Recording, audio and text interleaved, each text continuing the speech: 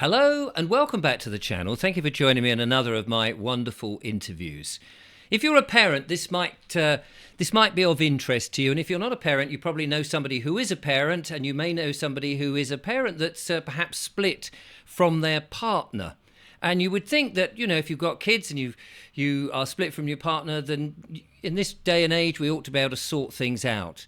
But it's not always as easy as that. And child maintenance is one of those things that has become highlighted to me as very problematic. But not only that there is a lot of, well, I don't know whether to say the word scam, but there's certainly a lot of fraudulent activity going on there. My guest today is an affected parent. His name is Jeremy English, and he'll be joining me now. He's also supported by Sally and Burris, who runs a outfit called Split the Difference. We'll find out a bit about that in the show as well. But let's go to Jeremy and find out what the problem is and how it affects people on one side of a partnership breakdown. Jeremy, welcome to the show.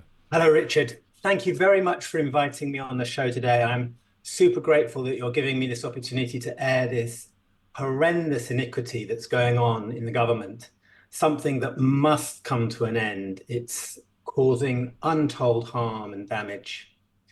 We've been recently exposed to the scandal of the post office workers, and in reality, the child maintenance service scam is far worse, causing far more harm, but it's being swept under the carpet. The mainstream media are not, they're avoiding exposing it. They don't want to follow it. And it needs to come to an end. It's atrocious. And we've certainly seen a number of these sort of things that the government really creaking at the seams, if that's the right words, and sweeping things away. We don't want things to be seen, but this is our job to find out. Now, I know that you are personally affected by this, but it's not, what you're bringing is not just because it's a personal case. This is right across the board, and as you just alluded to there, thousands, if not, tens of thousands, I'm guessing, are affected by this. So can you tell us what's going on? Yes, well, I think I need to start by saying what it's not, because Right. the Child Maintenance Service used the slogan, in the best interests of the children. And it's a bit like other slogans they use, like safe and effective for certain medical interventions. Yes, that's a curious one, isn't it? Yes. And it's actually behind it, it's a very evil statement, because of course the children are important, and I want to put safe right from the outset that that supporting my children has always been paramount to me. So I want to just say a little bit about that, because of course you want to do your best for the children, and it breaks my heart to hear if parents are not supporting, and that does happen. I'm not saying that it doesn't, but this issue with the CMS is not about supporting the children.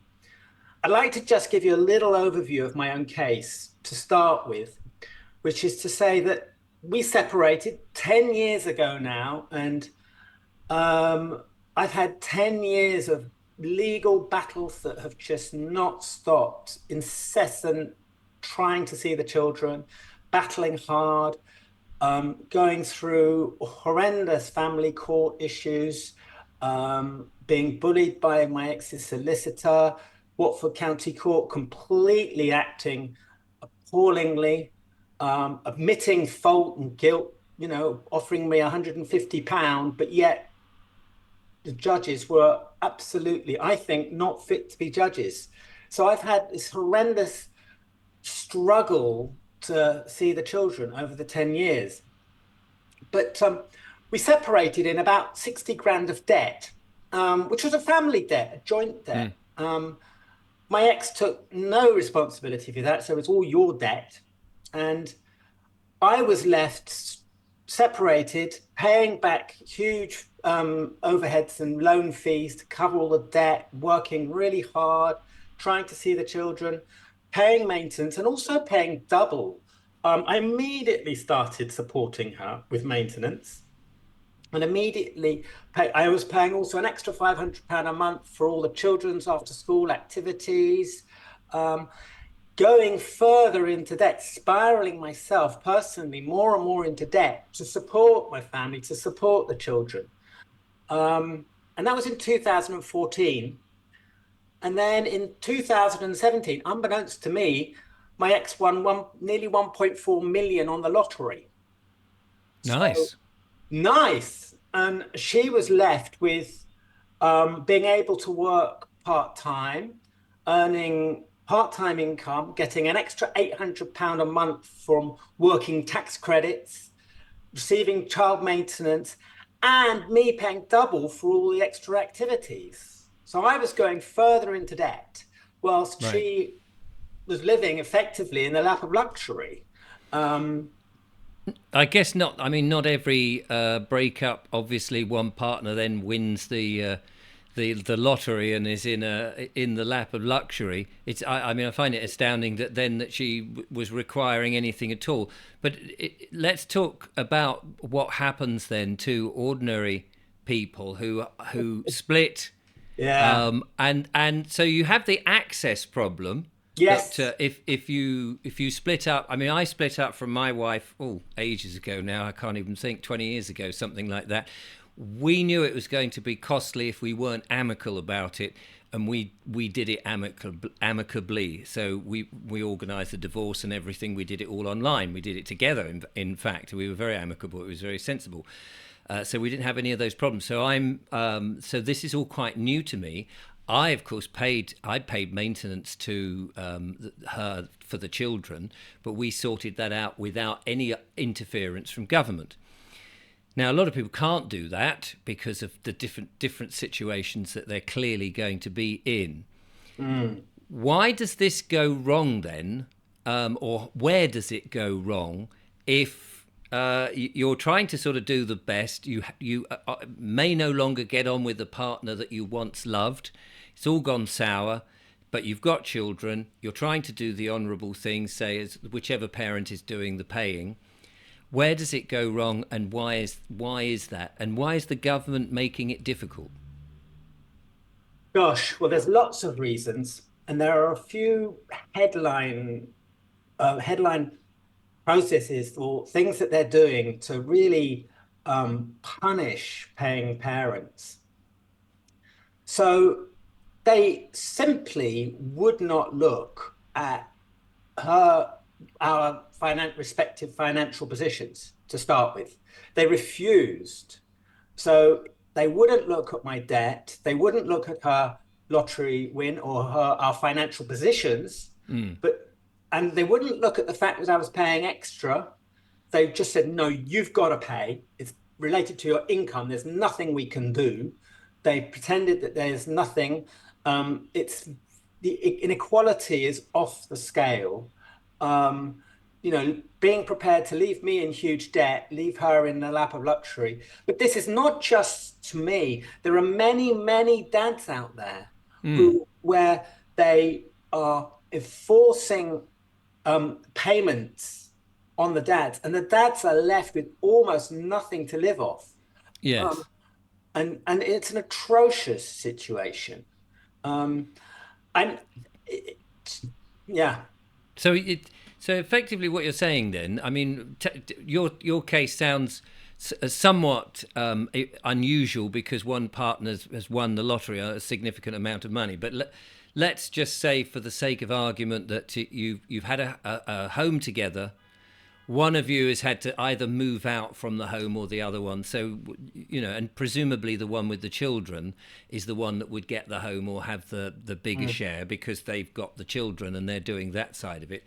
But the other one, and let's just say a dad, because it does seem to be more dads than mothers in this world, is wanting or is able to contribute something to it. But you're saying that in that situation, they don't look at the parent who is going to support the others remotely, never mind the access part of it, and they don't look at the how much money he can afford. They're just saying you must afford this much because that's deemed the amount of money that you ought to be paying.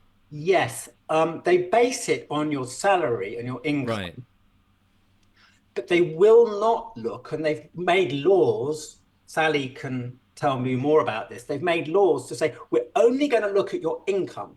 We're not going to look at your means or your assets or your affordability. Right. So you may have a number of, as you said, debts that you've maybe part of the family in the past Mm, that you're playing. You may have a car that you need for work or whatever it is that mm. is part of your reduction of your income, but they're not looking at those things to say, well, how much have you got left at the end of that to afford? Some people may say, well, you need to shorten your incomes, get rid of that car, buy something smaller, and all of those things. I can imagine people doing that. But you're saying that I'm just trying to get to the nub of where the government are making it incredibly difficult and painful for the one that's trying their best to support their children. Well, in my case, in about 2020, 2021, I went through a tribunal, and I was at the time being paying the maintenance and paying double for all the extras. Now, Did you have to pay the double? I mean, you mentioned about paying extras, but did you have to do that, or did you do that of your own volition? that was my own personal issue, was just that my ex was not only did she win the lottery, but she was using the children against me to really coercively control me to pay more with the threat that, well, if you don't pay, you won't see the children. Right. So Okay. that was my own difficulty. And in fact, when I did stop paying double and I asked to politely, look, I'm paying double, I can't afford it. This is the school activities or after school activities are covered under maintenance. Um, she just got very angry with me, and my son got. She told my son, and my son was super angry. And then I stopped seeing him. So in fact, what happened was is it bore out the fear that I would be parentally alienated if I didn't pay double. So um, I was paying double, and the I went to tribunal with the child maintenance, and they just made up. They just make it up. They made up. They don't. They first of all, the child maintenance service will not put anything in writing. So they just make up the rules as they go along. So in my case, they said, well, no, we're not going to look at all the extras you've paid. That doesn't count. We're not going to look at all your debt. We can't. We're not going to look at a lottery win. We can't. You've got to pay. So, Um, are you saying they're biased? oh, it's the bias doesn't begin to even Right. cover it. Okay. It's unbelievably punishing. Um, Yes. they oh they leave dads absolutely distraught. And oh, my heart goes out to some of the stories. Sally, I could bring in Sally now, maybe to tell you a little bit more about some of the difficulties that fathers are left with. Maybe she could tell you a bit more. Brilliant, Sally. Let's have a chat about this then. You run something called Split the Difference. Maybe you could just tell us a little bit about that and your sort of work. Okay. So Split the Difference was born out of work that I've done I designed and delivered procured services for a really long time. So Split the Difference was born out in me recognizing that equality for men and boys is not as it should be. It's an illusion to say that they get the same supporting services.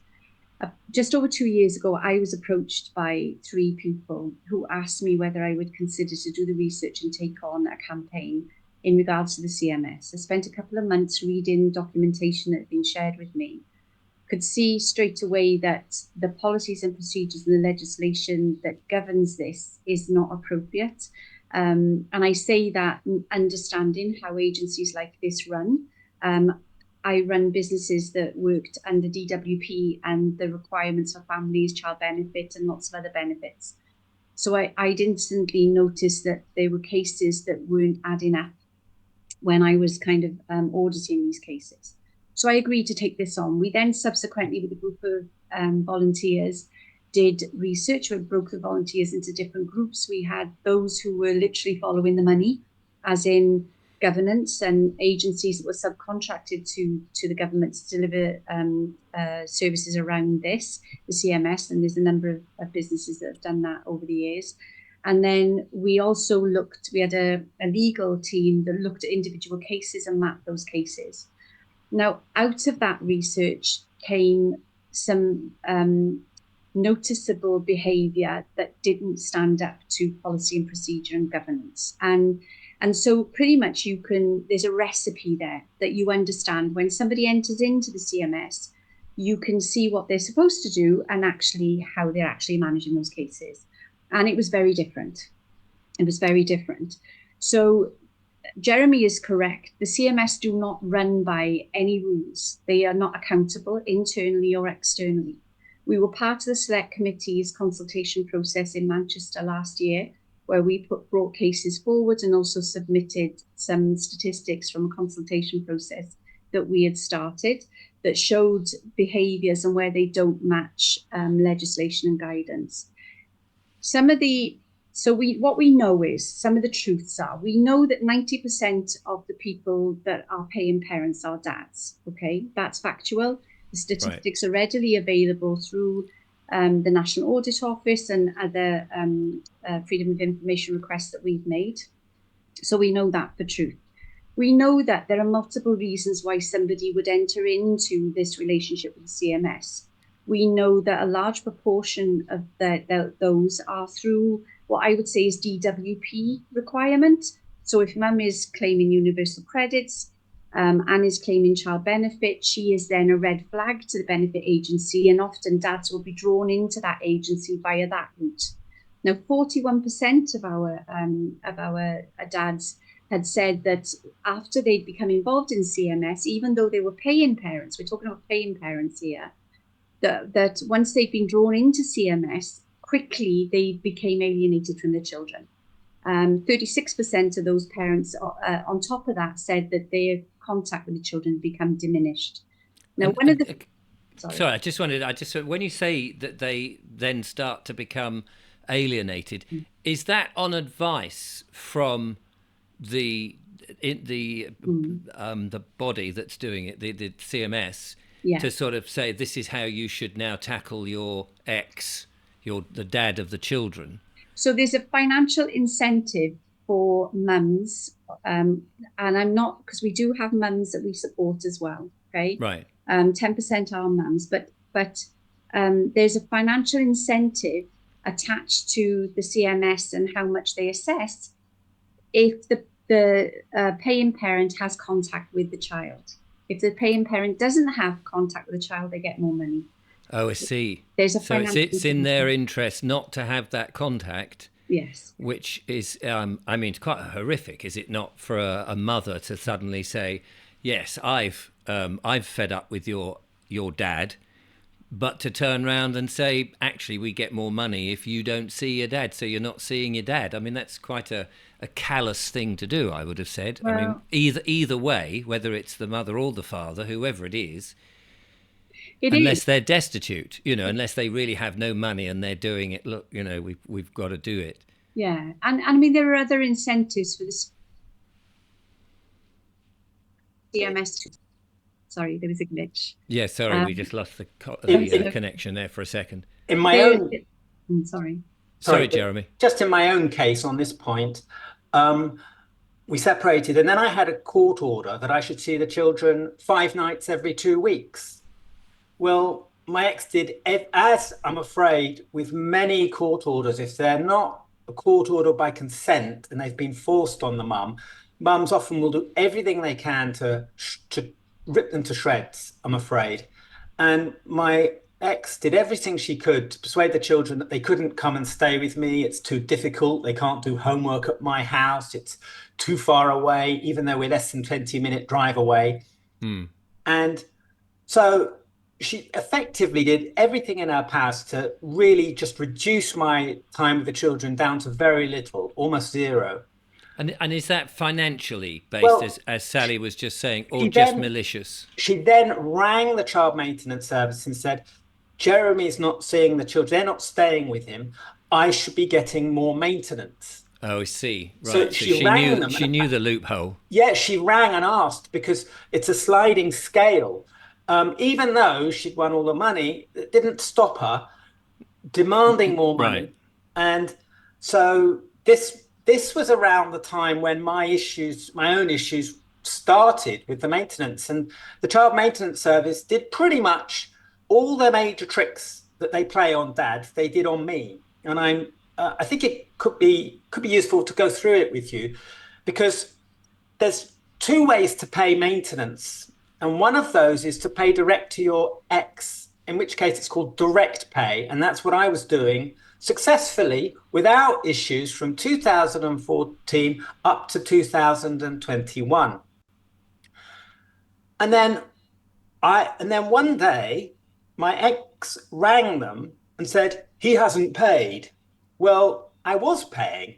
I don't know if the payment came through late on that month or whatever, but she rang them.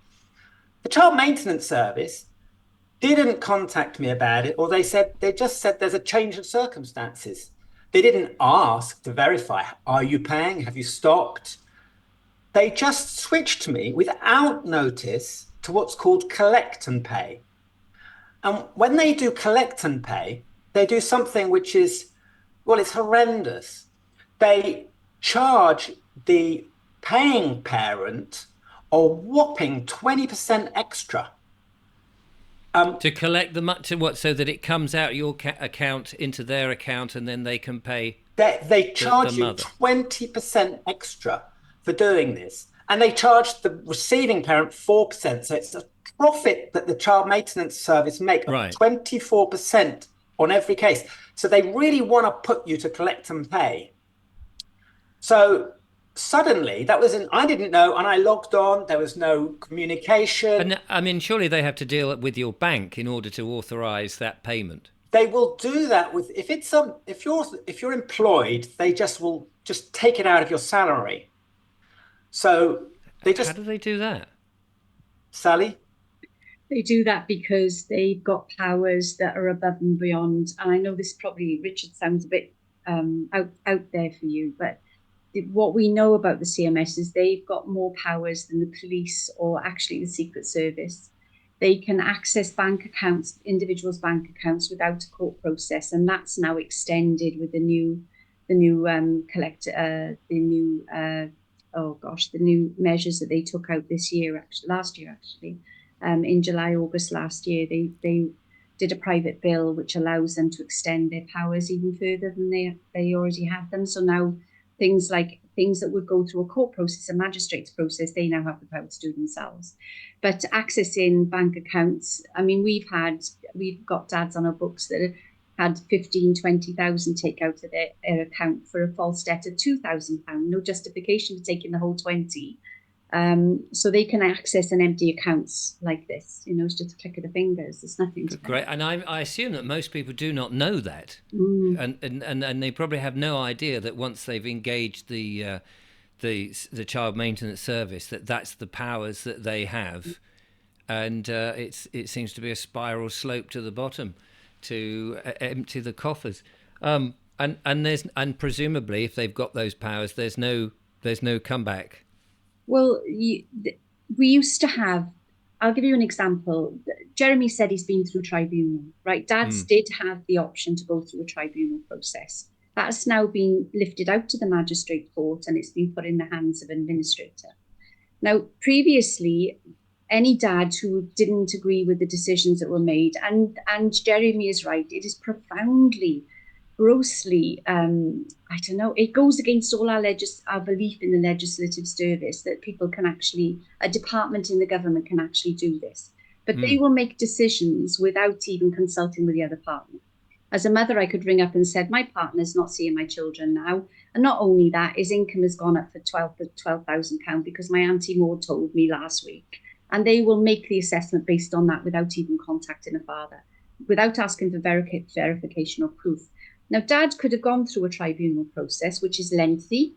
If you take your process to ICE, which is an external ombudsman service that can work with dads, if they're not happy with tribunal or the request for a mandatory recalculation, reconsideration. That process itself can take 18 months. In the meantime, we've got dads who are currently paying 85% of their income for a false debt or for information that's been shared with the CMS without asking for any evidence from the paying parent. And there is no internal or external accountability for that. There's nothing in place. That seems just incredible. I mean, it's a reason to be out of the system altogether, which is another debate. But so where do we go from here then? I mean, this is an outrageous thing. And Jeremy said, we want to expose it. And I guess dads, 90% of dads and 10% of mothers who are in this situation know all about it, and perhaps their friends and relations know about it, but the wider public are completely ignorant. And the fact that they can just sweep into your bank account and take whatever you damn well like. And presumably, I mean, I suppose most people get paid into their bank, and what are you supposed to do unless you keep cash under the pillow or something, in which you control your own affairs? It sounds like having a bank account is an absolute disaster for parents.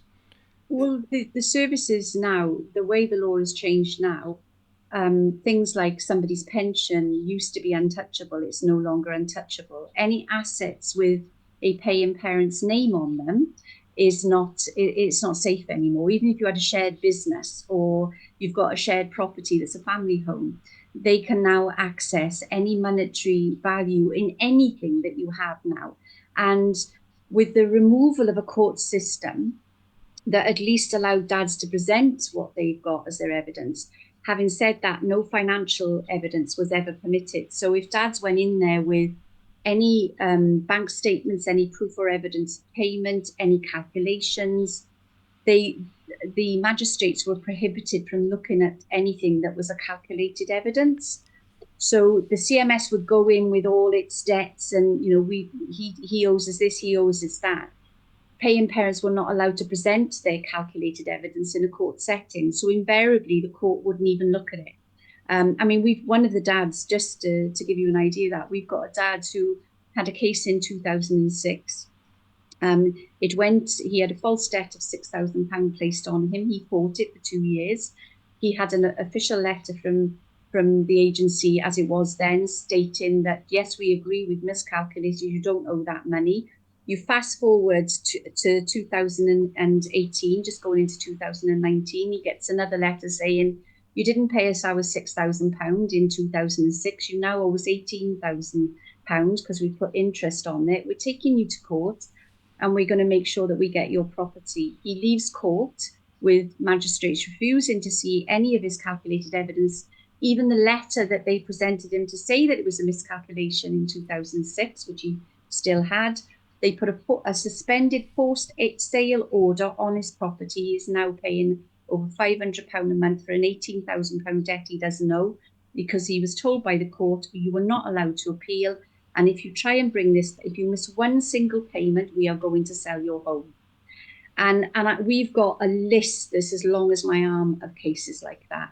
So paying parents, potentially, mostly dads, unfortunately, paying parents don't have any recourse to challenge this. And now that's even more limited because the new legislation that they've brought in now says that they can process this, whatever this monetary gain for them is, within a 6 weeks process. They say you're going to have an ability to challenge that, but they still haven't produced the guidelines on how a dad can challenge that or a paying parent can challenge that. And so now it is, for me, I don't understand how any piece of legislation can take the measures that they take without a legal process. What we do know is it goes against human rights. So the human rights legislation, part of that states the right to a fair trial. They have now removed all of that. How can they do that? They can. We've got dads that did prison sentences for false debts. We've got dads that have lost their property. We've got disabled grandmothers who were pulled into the street when they represent. I mean, literally, Richard, you cannot write this stuff down. We had an investigative journalist look at this, and his words to me were, Sally, this is bigger than Watergate. And the evidence is unchallengeable. When you see these case files and you see what these guys have paid and you see the false debt and where it's come from, you see the miscalculations, you know, when you see it all in black and white and you look at it, and for me, like 6 to 12 months into this, I was thinking, I'm missing something because this can't be right. It just does not compute that it's right. And then, you know, we've got hundreds of cases. Jeremy's is we've got lots of cases that are quite complex and very heavy in evidence. And Jeremy's is one of those. You know, Jeremy's, he's committed to his children. He's done everything in his power to support them. He's gone above and beyond. He's followed every single procedure that they have asked him to follow. He's documented his evidence very, very carefully, and yet they still choose not to listen to him. You know, they say, we've got dads, do you know what, Richard? We've got dads who they are calculating those dads pay, what they should pay based on income they were bringing in 2006. Now, they're supposed to calculate from the last HMRC year, the last P60, but they've chosen to calculate based on 2006. No matter what anybody says, they refuse. I put formal requests in. They refuse to take it to the latest HMRC year because these dads are earning £30,000 less now, £20,000 less now, or are not working. They're working part-time, you know, I mean, this is totally and utterly scandalous. And presumably you've attempted, I suppose, to speak to MP, you know, gone through the normal structure of where you would ordinarily expect people who are supposed to help you. And I'm guessing by the conversation that we're having, you just coming to dead ends. We've written to every single MP in the UK. We have written to the National Audit Office. We have formally requested an inquiry. I've done a consultation process that's had over 600 respondents, and the questions were aligned with multiple acts of law that they are breaking. So, you know, including bullying and harassment, their own legislation and guidance that they're consistently breaking, you know, and nobody really wants to tackle this. What we know is, and I know this might be controversial, but what we know is there is high-end fraud in this department. We know that from just the cases that we've got on our books. We know last year they collected £1.2 billion went through their books, which means that they made just under £300 million profit as an agency.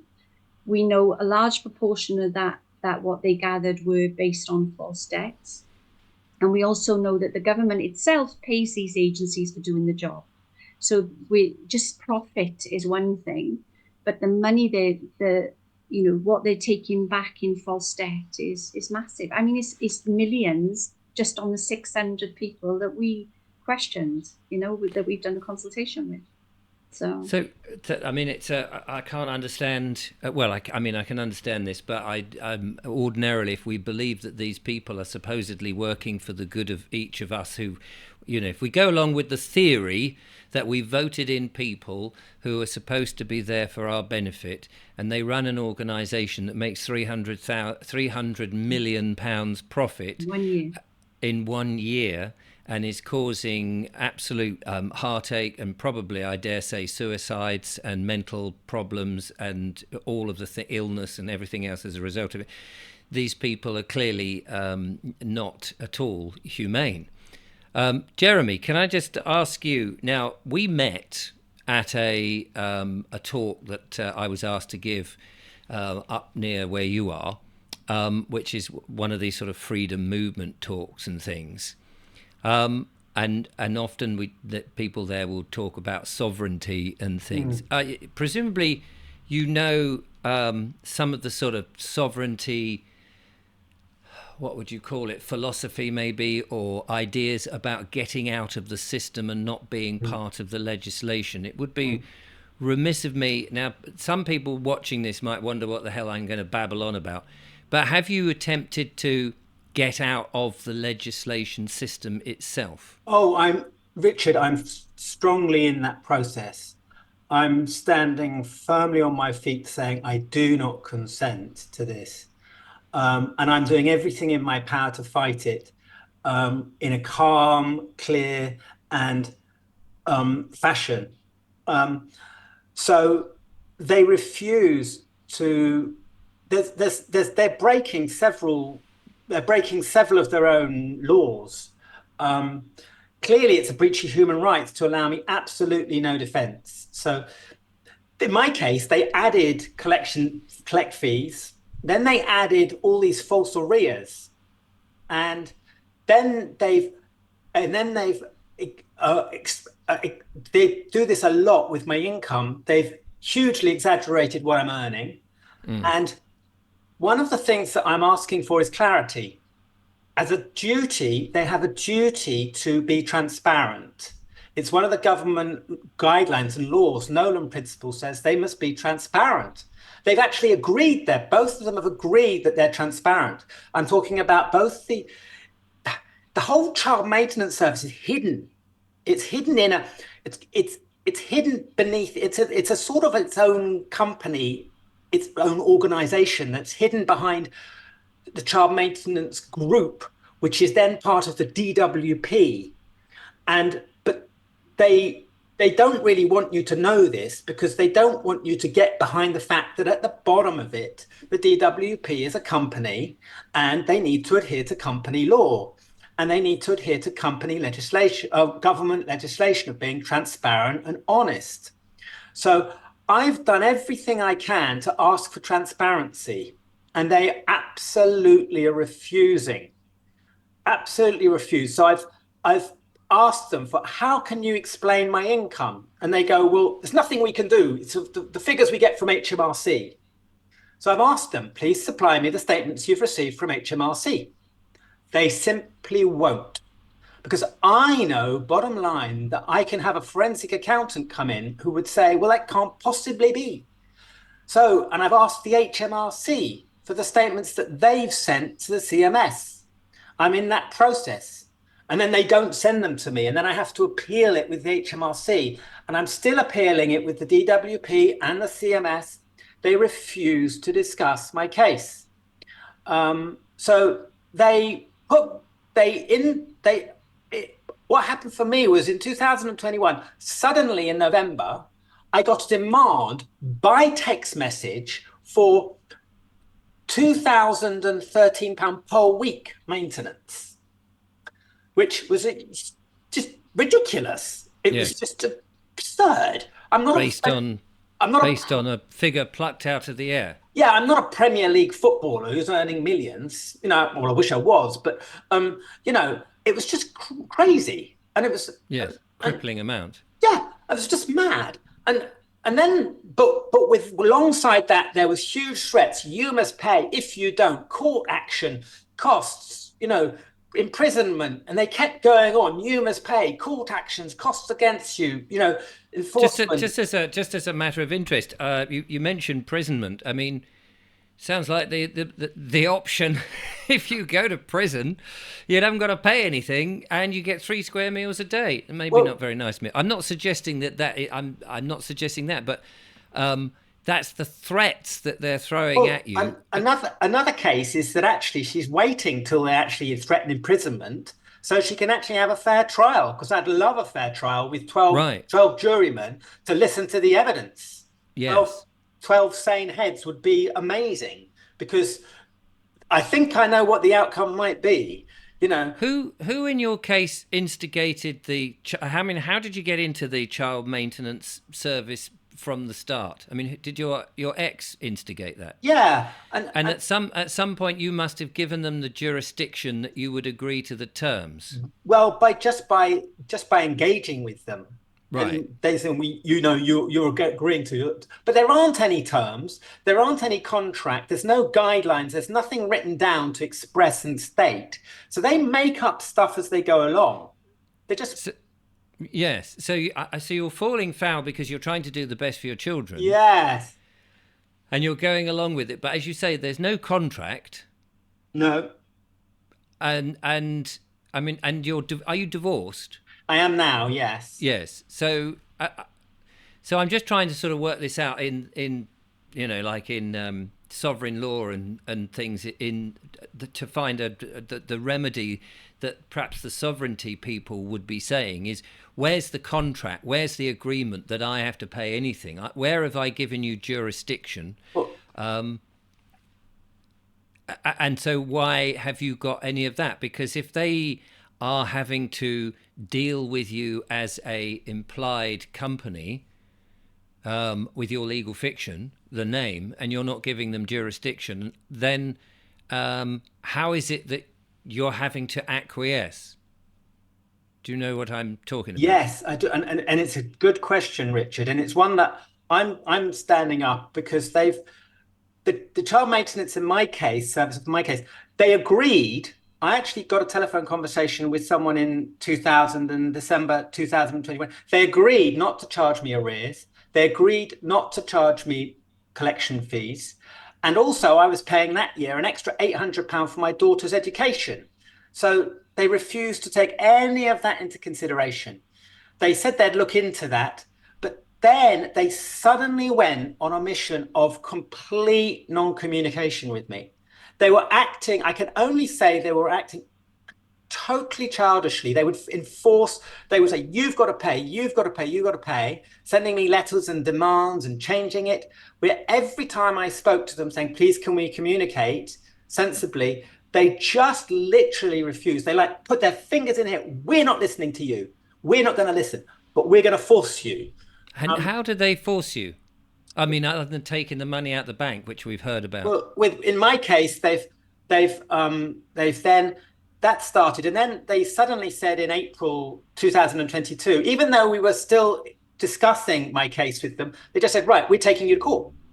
Bang, we're taking you to court. Right. And well, that never happened. So, you're living under this huge. So hang on a minute. They said they would take you to court, but they didn't. Did they do that, or did you stop it? No, I didn't do anything. First of all, they said they were taking me to court. And they never... You're living under this huge fear and worry and stress, and you've done everything you can to communicate. In my instance, I wrote to them again and again and again. Please, can we communicate? Can we sort this out, please? Because I knew that it could be sorted out, but they wouldn't want to listen. Right. I mean, I'm just wondering whether it would be possible just simply to say, look, I don't want to engage with you. I'm not giving you the jurisdiction. I don't want to have anything to do. I'll just happily pay what I can afford to my children, and you lot bog off. Well, there is, in my situation, they've so refused to communicate with me. The iniquity is off the scale. They apologised about the demand of £2,000 a week and said, sorry about that, we'll give you £100 in terms of an apology. They apologised about that. But then they say they're taking me to court, then they don't. And then the following year, then they take me to the magistrates' court. This just a year ago. So they put me through this whole magistrates process, which is just, well, it's a pointless sham, because you go there and they said even before the hearing, well, you've got this liability. The magistrates are not there. They're only there to confirm that you're the person that's liable for the debt. Yes. The magistrates refuse to look at anything. The whole process is a complete sham. It could have been a road sweep, not a magistrate. They didn't care. It's anybody to say, you're that person that's due for the debt. Yes. But their process was astonishing. They would not communicate with me. I asked lots of questions. I asked for clarity. I asked them to explain. I mean, one of the areas was that they said, you've only paid 35,000 in the period. But I knew I'd paid over 47. But I said, I've got bank statements. And they just ignore me. In fact, they said, when I said, why have you stated 35,000 when on the letter, then they said they're taking me to court, and their response was, oh, sorry, we can't find the letter. You can't make up this ridiculousness to just pretend, oh, we can't find the letter where we say we're taking you to court. So it sounds to me, now I'm going to come from a slightly different perspective because of the nature of this channel and the things that we talk about, because and I know that people might be listening going, well, this is shocking, and what do we do? It seems to me, I mean, from the journey that I've gone down and learning about the legal fiction, the name that we're not this name. It's just that name that's on the passport and on the bills, and how they address you, particularly in magistrates' courts and in the legal thing. That we give them jurisdiction by engaging with them, and that really and truly we don't need to deal with them at all. Now, of course, this is not any advice or legal or anything like that. I have to say that. But I'm talking with a gentleman who's he has worked this, and it works for him, not in this particular child maintenance, but engaging with the system. He gets out of the system completely by writing to the Attorney General, by writing to all the main bodies of government, the Lord Chancellor, the DVLA, the Land Registry, and basically saying, look, I know about the trust that's been set up in our name, this legal fiction, and you presume from the law's 12 presumptions that I am a trustee and I'm responsible for this. So I would be responsible for child maintenance. But that, unless I rebut that, and I do rebut that because I'm the executor of my own estate, and by claiming the executive of your and the sole beneficiary of your own estate, by correcting the standing and saying to them, you're the trustee, you pay it. You're the public trustee, you pay it. I don't have to deal with any of this rubbish. You pay the money that my ex wants through whatever your machinations of your system is, because I'm outside your system and I've corrected it. Now, I don't know if you're familiar with all of that, to do with the way the trust has been set up in our birth certificate, because ultimately it seems to me all the problems that people have with government comes back to the fact that they think we are a name on a piece of paper, an implied business, and they get us to act as the trustee, that we have to pay the bills and be responsible for all the debts of this non-entity, which is in our name in capitalization. And I mean, I'm trying to prove this myself, and it seems logical to me that all the time you're in the system as the trustee, you're having to do it. So they treat you like a fool. But there's so much evidence now of people going into court and saying, A, that's not me. B, you actually, Mr. Judge or clerk of the court, you're the trustee, not me. You're the one. And then they go, case dismissed. We don't want this. We can't have this because it exposes the trust. Now, some people watching this may think that this is completely irresponsible and nonsense. And, of course, people are entitled to that. That's why I say this is not advice. But I don't know whether you've explored that avenue to get out so that you're in the private and you're not in their system. Because it just sounds like you're going through so much hell. Yeah. Oh, God. It's horrible. I mean, it's just, it absolutely swamps your life to have to, completely keep dealing with this. You're on the end of 10 years of legal battles to see the children, the alienation, the trying hard to rebuild the contact with your kids. And it's just incessant. It's just relentless bullying and harassment. So they do it with me, they put me through the magistrates' court and I asked, in the magistrates' court, is this a public court of order? No. Public court of record? No response. So it's a private bar guild court. It's a complete sham of a process. So yes. They then say you're liable, and then on Christmas Eve, which was a known tactic as well, they then send me the enforcement letter from the enforcement agency, and then he comes round in early January. Right, you need to pay this. We're coming for your property. And I've written to the enforcement agent saying, unless you can provide me a signed warrant, wet signed by the judge, and an order signed by the judge, go away. And if you don't, I will take you to court for harassment, because this is unlawful. And so they stopped. But it's just a pausing in the process for me. So I am standing up and I'm listening to everything you're saying. And I shall fight that very clearly, because I want that the DWP refused to say that they're a company to me, but they've written saying we act like any other company or major organization. So they've told me that in one of their letters. And Yes. and so they're breaking their own laws. They're breaking their own company laws.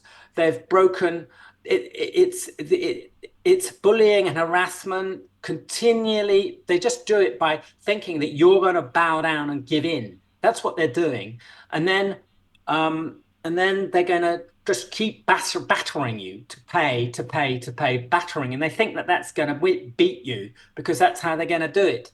And then they've got new extended powers that they don't even put on criminals. So they treat you like an absolute criminal. So they then say, well, actually, we've got powers now to remove your driving license, or Right. we're going to take your passport away.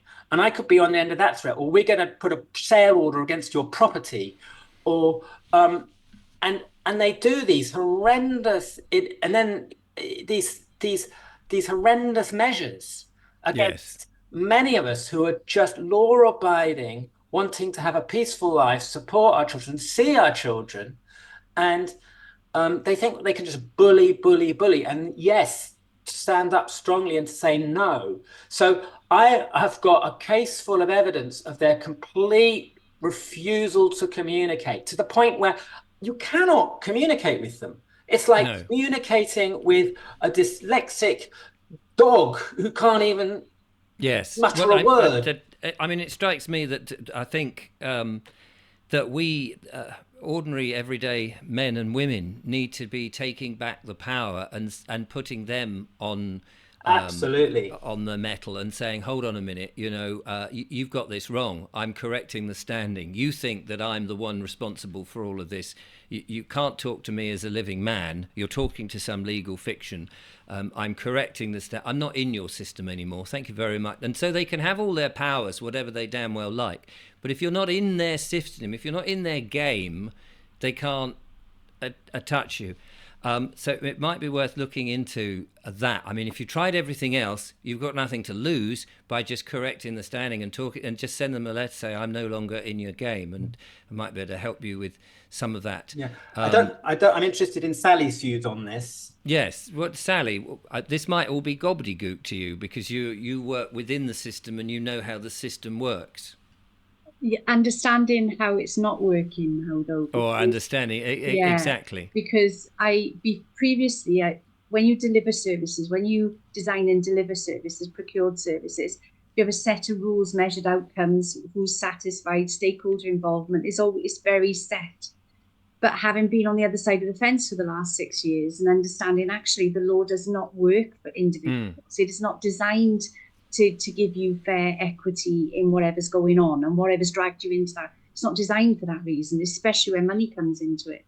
So for me now, on a personal level, for me, if I was in these parents' situation, understanding that there is no logic.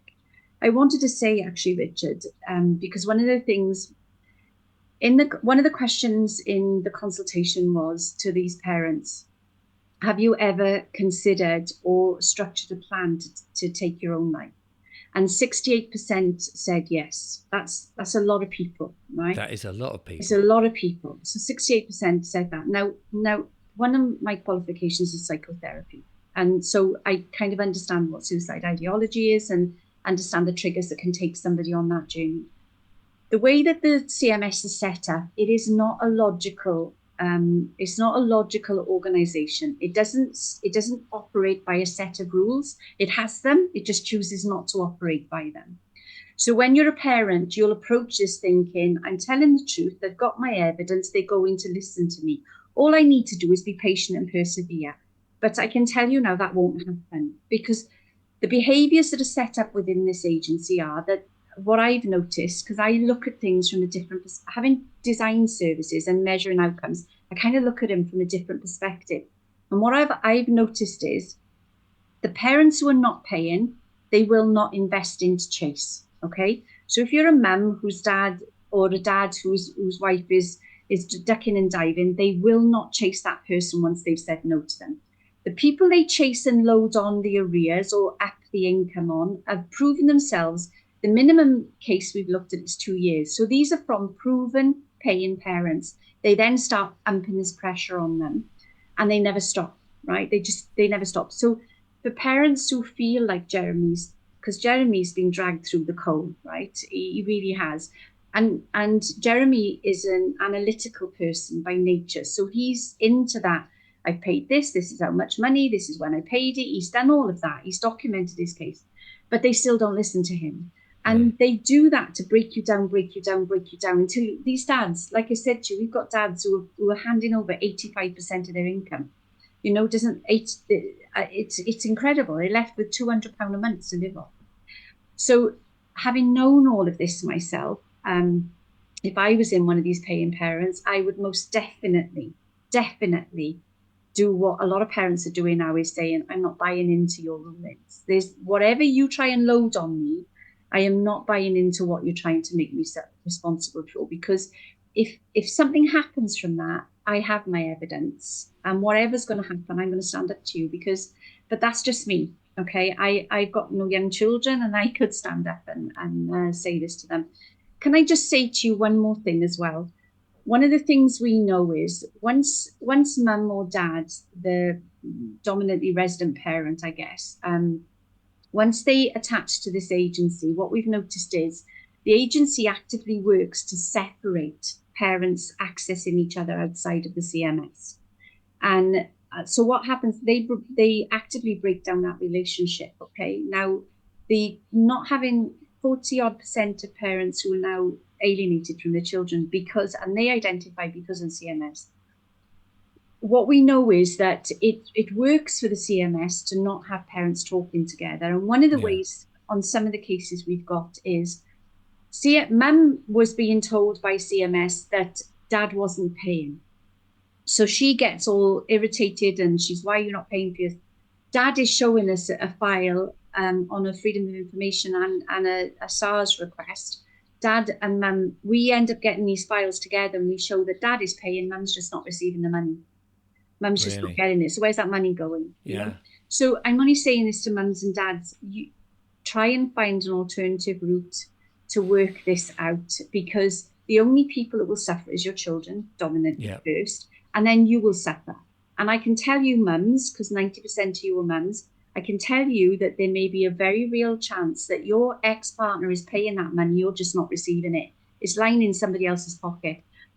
This agency is the only agency that I know of where a caseworker can put their bank details into that payment, so dad's money goes to them instead of you.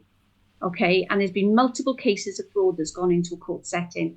I don't know any other department that can allow a caseworker to change the bank details so that paying parent's money goes into their account.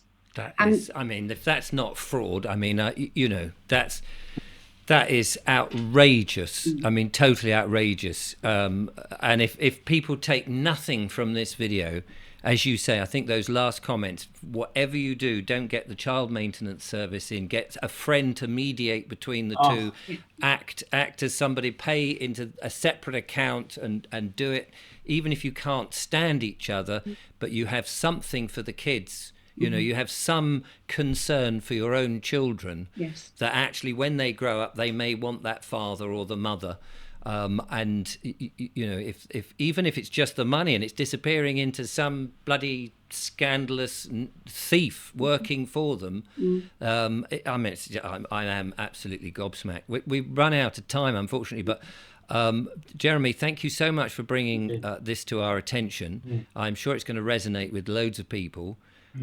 And you know, getting out of that and all of both parties, if you can withdraw from that awful government agency, which we know the government, it's corporation world. All government is rotten to the core. It's absolutely rotten to the core, and I agree with you. My advice would be to any parents separating, don't get involved with CMS. To any father, never respond to a single letter to the CMS. Do not respond. Do not engage.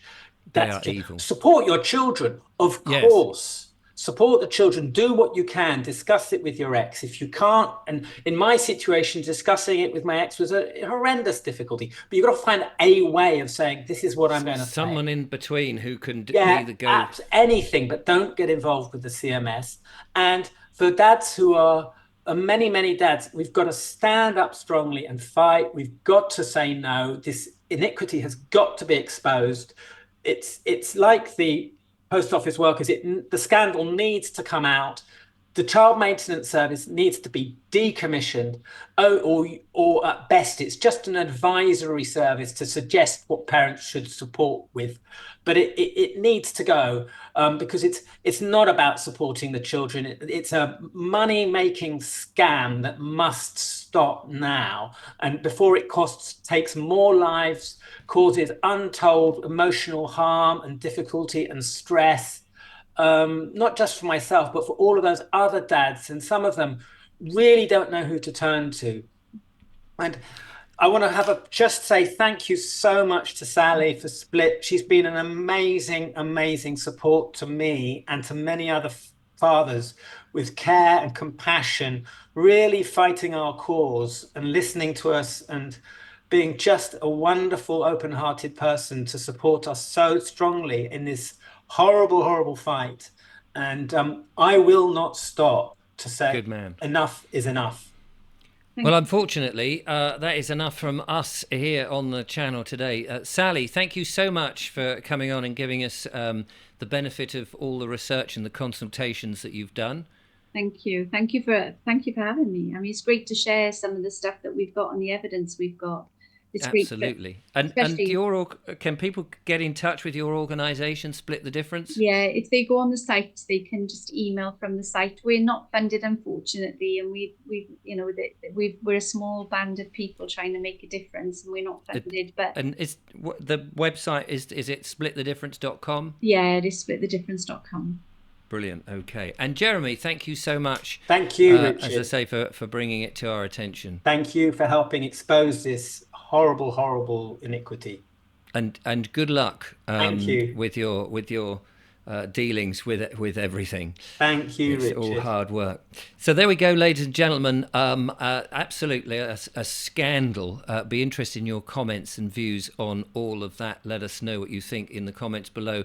In the meantime, thank you so much for watching. Big thanks to Sally and to Jeremy.